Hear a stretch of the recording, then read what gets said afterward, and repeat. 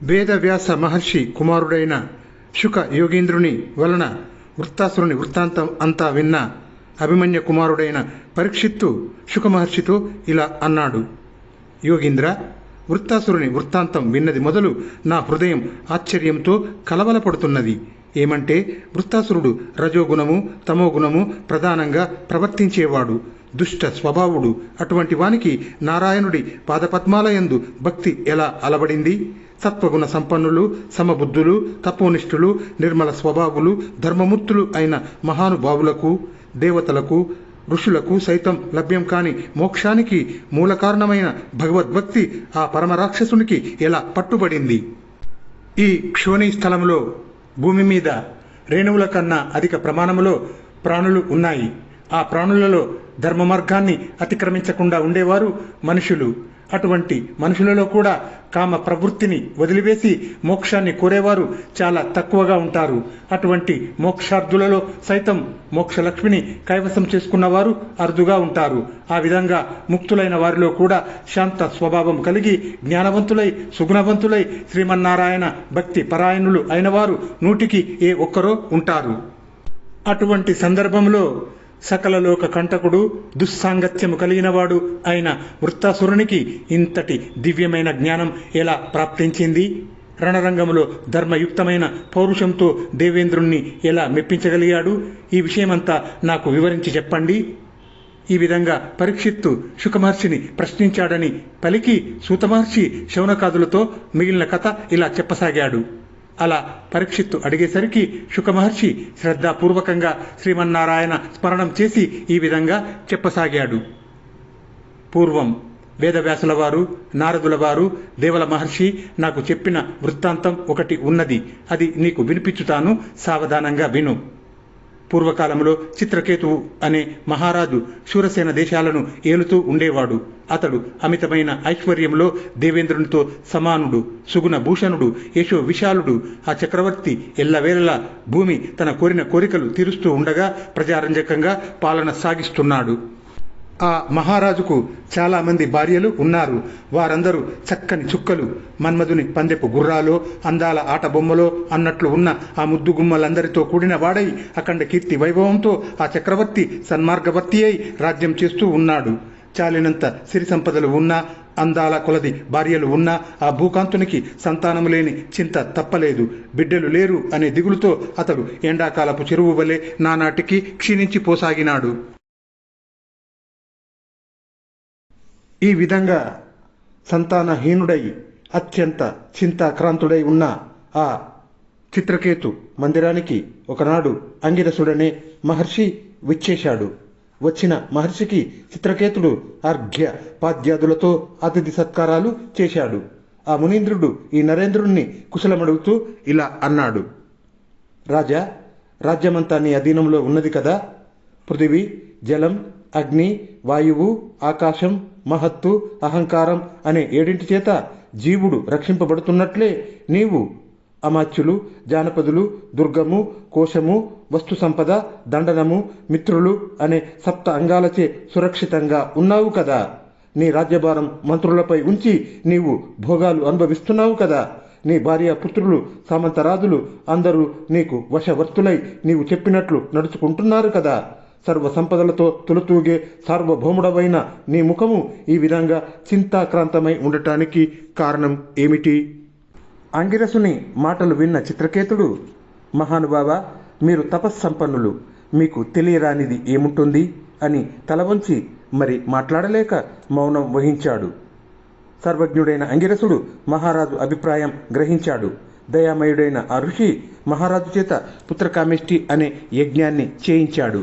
ఆ యజ్ఞశేషాన్ని రాజుగారి పెద్ద భార్య అయిన కృతద్యుతికి అనుగ్రహించి నీకు కుమారుడు జన్మిస్తాడు, అతని వల్ల నీవు సుఖ దుఃఖాలు అనుభవిస్తావు అని చెప్పి వెళ్ళిపోయాడు. కృతద్యుతి గర్భం ధరించి 9 మాసాలు నిండిన అనంతరం కుమారుణ్ణి కన్న మహారాజు, అమాత్యులు, భృత్యులు, ప్రజలు అందరూ అపారమైన ఆనందాన్ని పొందారు. అప్పుడు చిత్రకేతుడు స్నానం ఆచరించి సకల ఆభరణాలు అలంకరించుకొని పుత్రునికి జాతకర్మ మహా ఉత్సవం నిర్వర్తించాడు.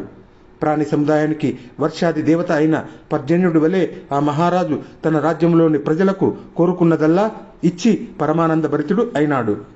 రాజకుమారుడు జనని జనకులకు బంధువర్గానికి సంతోషాన్ని సమకూరుస్తూ దినదిన ప్రవర్ధమానుడు అవుతున్నాడు. చిత్రకేతు మహారాజు తన కుమారుని మీదే వ్యామోహంతో పట్టపురాణి అయిన కృతద్యుతి అందే బద్ధానురాగుడై ఉండటం తక్కిన భార్యలు సహించలేకపోయారు. ఈ విధంగా మహారాజు తమకు దూరం కావటానికి కారణం ఈ కుమారుడే గదా అని భావించారు. ఈర్ష్యతో నిండిన కర్కశ హృదయాలతో వారు ఆ రాకుమారుడికి విషప్రయోగం చేశారు. పిల్లవాడు నిద్రించినట్లే మరణించాడు. ఉదయాన నిద్రలేపుదామని వెళ్లిన దాదికి మంచం మీద రాజకుమారుని మృత కళేబరం కనిపించింది. ఆ వికృత దృశ్యాన్ని చూసిన దాది ఆశ్చర్యంతో, దుఃఖంతో, భయంతో క్రిందపడి దొర్లుతూ పెద్దగా ఏడ్చింది. విగత జీవుడై ఉన్న రాకుమారుని వద్ద నిట్ట నిలువుగా నేల మీద పడి దీనురాలై నోటమాట రాక గొంతెత్తి బావురుమంటూ ఏడుస్తున్న ఆ దాది కేకలు విని భయ విహ్వలయ్యి పట్టపురాణి కృతద్యుతి పరిగెత్తుకొని అచ్చటికి వచ్చింది. లేక కలిగిన ఏకైక పుత్రుడు, చక్కగా పెరిగి పెద్దవుతున్నవాడు, వంశోద్ధారకుడు, మహర్షి వరం వల్ల జన్మించినవాడు ఈ విధంగా గత ప్రాణుడై పడి ఉండటం చూసి ఆ తల్లి గుండె తల్లడిల్లింది. ఆమె పెద్దగా శోకించింది. కుంకుమ పూతలతో ఎర్రనై ఎంతో చక్కనైన దేహం కాటుక కన్నీళ్లతో తడిసి పంకిలము కాగా పట్టపురాణి అయిన కృతద్యుతి కంకణాలు గల్లు గల్లుమని మృగంగా చిగురాకుల వంటి చేతులతో రొమ్ము బాదుకుంటూ కోకిల కంఠస్వరంతో గొంతెత్తి గోడున దుఃఖించింది. ఆమె రోదన ధ్వని విని మహారాజైన చిత్రకేతుడు భయంతో గబగబా పరిగెత్తుకొని వచ్చి కుమారుని శవం మీద పడి, నాయనా, పిడుగు వంటి నీ మరణవార్త ఒక్క మాటుగా నన్ను కూల్చివేయకుండా ఎందుకు బ్రతికించిందిరా? ఈ దుఃఖాన్ని నేను ఎలా భరించేది? ఈ స్థితిలో నా గతి ఏమిటి? తండ్రి, నీ కన్నతల్లి కడుపుమంట ఎట్లా చల్లారుతుంది అంటూ పరిపరి విధాలా ఆక్రందించాడు. ఈ ప్రకారంగా తుది మొదలు తెలియబడని దుఃఖావేశంతో దాసదాసీ జనముతో మంత్రులతో చుట్టాలతో కలిసి ఆక్రోశించుతున్న ఆ మహారాజు శోక వృత్తాంతం తెలుసుకొని అంగిరసుడు నారద సమేతుడై అక్కడికి వచ్చాడు. మరణించిన కుమారుని కాళ్లవైపు నిశ్చేష్టుడై కూలబడి ఉన్న ఆ చిత్రకేతుణ్ణి చూసి ఇలా అన్నాడు: ఓ మహారాజా, నీకు వీనికి ఏమి సంబంధం ఉన్నది? ఇతడు నీకు ఏమి అవుతాడని ఇతడి కోసం నువ్వు ఇంతగా ఏడుస్తున్నావు? ఈ పుత్రులు, మిత్రులు మొదలైన వాళ్ళంతా పూర్వజన్మంలో ఎవరికి మిత్రులో ఎవరికి పుత్రులో నీకు తెలుసునా? ఈ నీ కుమారుడు వెనుకటి జన్మలో నీ కుమారుడే అని నీకు నమ్మకం ఉన్నదా? నదిలో ప్రవాహ వేగానికి ఇసుక రేణువులు కొట్టుకొని పోతుంటాయి. అవి అక్కడక్కడ కుప్పలు కుప్పలుగా కలుస్తుంటాయి, మళ్ళీ చెదిరిపోతుంటాయి. అదేవిధంగా ప్రాణులు కాల ప్రవాహంలో కలుస్తూ విడిపోతూ ఉంటారు. పుడుతూ చస్తూ మళ్ళీ పుడుతూ ఉంటారు. దేహదారులకు జనన మరణాలు తప్పవు. ఇదంతా భగవంతుని మాయా విలాసము. ఆ మాయా విలాసం వల్లనే జీవులు జన్మిస్తున్నట్లు కనిపిస్తుంది. ఈ విషయంలో దైన్యం పొందటం గాని ధైర్యం కోల్పోవటం గాని సముచితం కాదు. ఈ సృష్టి రహస్యాన్ని గుర్తించాలి. అంగిరస మహర్షి చిత్రకేతు మహారాజుతో ఇంకా ఇలా చెప్పసాగాడు: రాజా, మేము, మీరు, ఇంకా ఇక్కడ ఉన్నవాళ్ళు అందరము ఈ కాలంలో జన్మించే కలిసి జీవించి ఉన్నాం. భవిష్యత్తులో మృత్యువు కబలించి వేస్తుంది. ఇప్పుడు కలిసి ఉన్నవాళ్ళం, అప్పుడు కలిసి ఉండలేం. కనుక జనన మరణాలు అన్నవి నిజాలు కావు. భగవంతుడు తన మాయా ప్రభావంతో జీవుల నుండి జీవులను పుట్టిస్తుంటాడు. జీవుల చేతనే జీవులను రక్షింపజేస్తుంటాడు. చివరకు ఆ జీవుల చేతనే జీవులను సంహరింపజేస్తుంటాడు. భగవంతుడు స్వతంత్రుడు. సృష్టిలోని జీవులు అస్వతంత్రులు. బాలకుడు బొమ్మలతో ఆడుకున్నంతసేపు ఆడుకొని మరుక్షణంలో వానిపై అపేక్ష మాని ఉపేక్షించి మరొక ఆట ఆడుకుంటాడు. అదేవిధంగా భగవంతుడు కూడా జీవుల విషయంలో క్రీడిస్తూ ఉంటాడు. దేహదారి అయిన తండ్రి దేహం వల్ల తల్లి దేహం నుంచి పుత్రదేహం పుడుతూ ఉంటుంది. ఒక విత్తనం వల్ల మరొక విత్తనం పుట్టటం ప్రకృతి సిద్ధమైన ధర్మము. అదేవిధంగా దేహదారులైన వారి విషయంలో ఈ ధర్మం శాశ్వతంగా జరుగుతూ ఉంటుంది. పూర్వకాలంలో సద్వస్తుల యందు సామాన్య విశేష భావాలు కల్పితములు అయినట్లుగానే దేహానికి జీవునికి పరస్పర భేదం కల్పించబడింది. మండుతున్న అగ్ని ఆయా స్థానాలను బట్టి మనకు వేరువేరు రూపాలతో కనిపిస్తూ ఉంటుంది. అదేవిధంగా ఒకే జీవుడు అనేక రీతులుగా మనకు కనపడతాడు. దేహికి దేహానికి గల భేదం అజ్ఞాన కల్పితం. మనము కలలు కంటూ ఉంటాం. కలలో ఏదో భయంకరమైన సన్నివేశాన్ని చూస్తాము, భయకంపితులము అవుతాము. మెలకువ రాగానే అది పీడకల అని తెలుసుకుంటాము. ఆ భయంకర సన్నివేశాలు మనకు సంబంధించినవి కావని గుర్తిస్తాము. అదేవిధంగా జ్ఞానవంతుడైన వాడు ఈ చుట్టరికాలు, ఈ సంబంధాలు నిజం కావని తెలుసుకోవాలి, తెలుసుకుంటాడు కూడా. కనుక ఈ జనన మరణాదులన్నీ మనోభావనలే కాని నిజాలు కావని గుర్తించి అజ్ఞాన అంధకారం నుంచి బయటపడి నిర్మలాత్ముడివై నీ మనస్సును ఆ వాసుదేవుని యందు నిమగ్నం చేయి. ఈ విధంగా ప్రబోధించిన అంగిరసుని పలుకులు ఆలకించి చిత్రకేతుడు ఊరట చెంది లేచి వారిని చూసి ఇట్లా అన్నాడు. పొందుగన్ గ్రామ్య పశుత్వమును పొంది మహాశోక తమమును పొందిన నాకున్ ముందర దివ్యజ్ఞానమును చెందించిన వారిని మిమ్మును చెప్పుడు తెలియన్. పశుత్వం కూడిన మోటువాడనై పెనుశోకం చీకటిలో చీకాకు పడుతున్న నాకు దివ్య జ్ఞానాన్ని బోధింపవచ్చిన మీరెవ్వరో తెలియజెప్పండి. అయ్యా, నేను గుర్తుపట్టలేని మునీంద్రుల వేషాలు ధరించి రహస్యంగా ఇక్కడికి విచ్చేసిన మీరెవరో చెప్పండి. మీరు మహర్షులలో ఎవరు? కాక సుర సిద్ధ చారణ గంధర్వ సముదాయాలకు చెందిన వాళ్ళలో ఎవరు? అటువంటి వారు కాకపోతే ఇంతటి గొప్ప జ్ఞానం మరెవ్వరికి ఉంటుంది? చిత్రకేతు మహారాజుతో అంగిరసుడు ఇలా అన్నాడు. నీవు పుత్ర సంతానం కావాలని కోరినప్పుడు నీ చేత పుత్రకామేష్టి యాగం చేయించిన అంగిరసుణ్ణి నేను. ఈయన బ్రహ్మమానస పుత్రుడైన నారద మహర్షి. నీవు తరింపశక్యం కాని పుత్రశోకంలో ఉన్నావు. అలా మునిగి ఉన్న నిన్ను కరుణించి నీకు పరమ జ్ఞానాన్ని ఉపదేశించడం కోసమే వచ్చాము. నీ దుఃఖాన్ని తెలుసుకున్నాము. ఇప్పుడు మళ్ళీ నీకు కుమారుణ్ణి ప్రసాదించినప్పటికీ బిడ్డలు గల వారికి కలిగే దుఃఖమే నీకు కలుగుతుంది. ఆ దుఃఖం నీవు భరిస్తావా? ఈ లోకములో భార్యలు దుఃఖాలు కలిగిస్తారు, గృహాలు దుఃఖాలను కలిగిస్తాయి, సంపదలు దుఃఖాలను కలిగిస్తాయి, శబ్ద స్పర్శ రూపాదులైన విషయ సుఖాలు కూడా దుఃఖాలను కలిగిస్తాయి. రాజ్య వైభవాలు కూడా శాశ్వతం కావు, అవి కూడా చివరకు దుఃఖాన్నే కలిగిస్తాయి. ఇంతేకాదు భోగభాగ్యాలు, పొలము, బలము, ధనము, భృత్యులు, అమాత్యులు, మిత్రులు మొదలైన సంబంధాలన్నీ కూడా శోకాన్ని, మోహాన్ని, భయాన్ని, బాధను కలిగించుతాయే కాని సుఖాన్ని చేకూర్చలేవు. గగనములో కనిపించే గంధర్వ నగరంలాగా, కలలో కనిపించే వస్తువులలాగా ఈ సంబంధాలన్నీ మాయమవుతూ మళ్ళీ కనపడుతూ ఉంటాయి. మన మనస్సులలో ధ్యానించే భావాలే మనకు కలలలో సాక్షాత్కరించి అదృశ్యము అవుతూ ఉంటాయి. జీవి దేహము, ద్రవ్యము, జ్ఞానము, క్రియ అనే 3 విధాలైన సంబంధాలతో కూడి ఉంటుంది.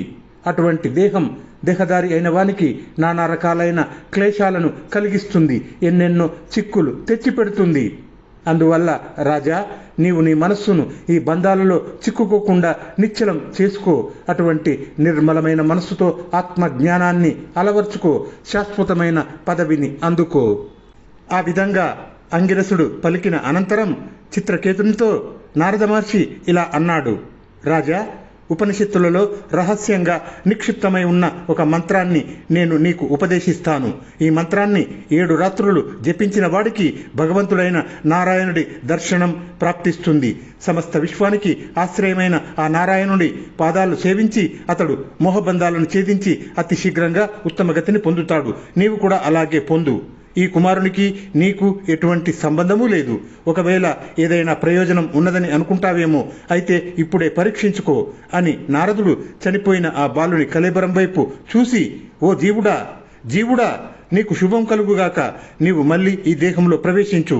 మీ తల్లిదండ్రులను, బంధుమిత్రులను ఒక్క మాట చూడు, వాళ్ళ దుఃఖాన్ని పోగొట్టు. మిగిలిన ఆయుష్ అంతా ఈ శరీరంలోనే ఉండి మీ తండ్రి గారి సింహాసనాన్ని అధిష్ఠించు అన్నాడు. అప్పుడు ఆ బాలుడు ఇలా అన్నాడు. నారద మహర్షి మాటలు విని మళ్ళీ దేహంలో ప్రవేశించిన జీవుడు, ఆ బాలుడు ఇలా అన్నాడు. ఓ మునీంద్ర, నేను పూర్వ కర్మ వశం చేత ఎన్నో జన్మలు ఎత్తి ఎన్నెన్నో కష్టాలు పడ్డాను. చేసిన పాప పుణ్యాలను అనుసరించి దేవతల గర్భంలోనూ, మానవుల గర్భంలోనూ, తిర్యక్ జంతువుల గర్భంలోనూ జన్మించాను.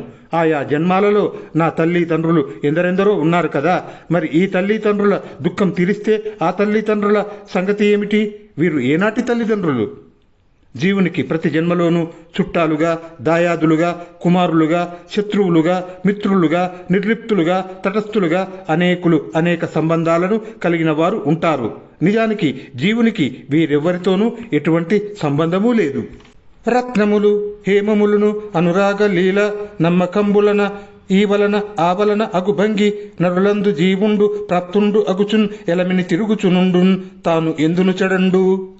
రత్నాలు, బంగారు నగలు మన ఆసక్తి వల్ల క్రయ విక్రయాలలో ఏ విధంగా ఇటు అటు చేరుతూ ఉంటాయో అదేవిధంగా జీవుడు తన కర్మానుసారంగా తిరుగుతూ ఉంటాడే కానీ అతనికి ఏ బంధము అంటదు, అతనికి ఎటువంటి మార్పు లేదు. సర్వాంతర్యామి, సర్వేశ్వరుడు, పరమాత్ముడు అయిన శ్రీమన్నారాయణుడు తన మాయా గుణాలతో ప్రపంచమంతటా తానే నిండి ఉంటాడు. ఆయనే శాశ్వతుడు, ఆయనే అనన్యుడు, ఆయనే సర్వవ్యాపి, ఆయనే ఈ జగత్తుకు పరమాత్మ అయినవాడు. ఎన్ని జన్మలు ఎత్తినా అవి ఆయనకు అంటవు. ఆ పరాత్పరుడు అన్నిటిలోనూ ఉన్నాడు, అన్నీ ఆయనలో ఉన్నాయి. ఆయన సమస్తానికి ఆశ్రయమైనవాడు, స్థూల సూక్ష్మ భేదాలకు అతీతుడు, స్వయం ప్రకాశుడు. ఆయన తన సృష్టిని దీప్తిమంతం చేస్తూ ఉంటాడు. ఆయన సమస్తాన్ని తనలో దాచుకుంటాడు. సతులు ఎవ్వరు, సుతులు ఎవ్వరు, పతులు ఎవ్వరు, మిత్రశత్రు బంధు ప్రియ సంగతులు ఎవ్వరు, సర్వాత్మక గతుండై గుణసాక్షి అయిన ఘనుండు ఒక్కనికిన్. సర్వాత్ముడు సర్వసాక్షి అయిన ఆ శ్రీ మహావిష్ణువుకు సతులు, సుతులు, అధిపతులు, మిత్రులు, శత్రులు, ప్రియులు, అప్రియులు అంటూ లేనేలేరు. అందువల్ల సుఖ దుఃఖాలకు అతీతుడనై అన్నిటియందు నిర్లిప్తుడనై పరమాత్మ స్వరూపుడనైన నాకు మీకు ఎటువంటి సంబంధమూ లేదు. మీరు నా కోసం దుఃఖించవలసిన అవసరమే లేదు. ఈ విధంగా పలికి ఆ బాలునిలోని జీవుడు వెళ్ళిపోయాడు. అనంతరం చిత్రకేతుడు అతని బంధువులు దుఃఖాన్ని, వ్యామోహాన్ని విడిచిపెట్టారు. యమునా నదికి వెళ్లి ఆ బాలుని శరీరానికి అంత్యక్రియలు చేశారు. చిత్రకేతుడు చిక్కనైన బురదలో నుంచి బయటపడిన ఏనుగులాగా సంసారమనే చీకటి బావి నుండి బయటపడ్డాడు. యమునా నదిలో శాస్త్రోక్తంగా స్నానం చేశాడు. మౌనంగా నారద మహర్షికి నమస్కరించాడు. నారదుడు ప్రసన్నుడై చిత్రకేతునికి నారాయణ మంత్రాన్ని ఉపదేశించి అంగిరసునితో పాటు బ్రహ్మలోకానికి వెళ్ళిపోయాడు.